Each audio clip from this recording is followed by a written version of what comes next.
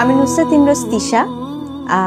মুজিব একটি জাতির রূপকার, বঙ্গবন্ধু কিংবা ফজিলাতুন্নেসা জয় বাংলা স্লোগান দিয়েছে হচ্ছে তিশা আপা, আর জেল হচ্ছে নুসরাত পারিয়া না। হ্যাঁ, মানে আইন এই দেশের সবার জন্য না, বুঝলি? মানে যারা দুর্বল তাদের জন্য এই দেশের আইন, আর যারা সবল শক্তিমান তাদের জন্য আইন না। তার আইন রে ওই যে এই দেশ জমা দেয় না। মানে বাংলাদেশের আইন সিস্টেম দেখলে এই মুজিব সিনেমাকে কেন্দ্র করে হচ্ছে নুসরাত ফারিয়া জেলে, অথচ এই সিনেমার কেন্দ্রীয় চরিত্র অভিনয় করছে শেখ মুজিবুর রহমানের চরিত্র অভিনয় করছে আরিফিন শুভ, আর হচ্ছে কি শেখ ফজিলাতুন্নেসা মুজিবের হচ্ছে চরিত্র অভিনয় করছে তিশা আপা, এই যে আমাদের ফারুক আপা পারবো।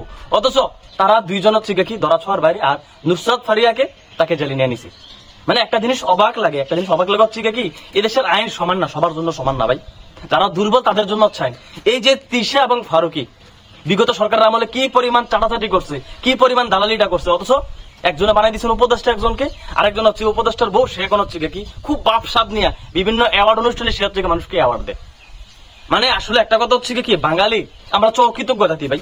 মানে যাদেরকে আমরা নরম পাই, যাদেরকে সহজ সরল পাই, তাদেরকে হচ্ছে কি আমরা জেলখানার ভিতরে ঢুকাই দিই। আর যাদের সাথে আমরা পারবো না, যারা হচ্ছে প্রকৃত দালাল, তাদেরকে আমরা বড় বড় পদ দিই, তাদেরকে বড় বড় মেডেলে তাদেরকে সম্মান করি।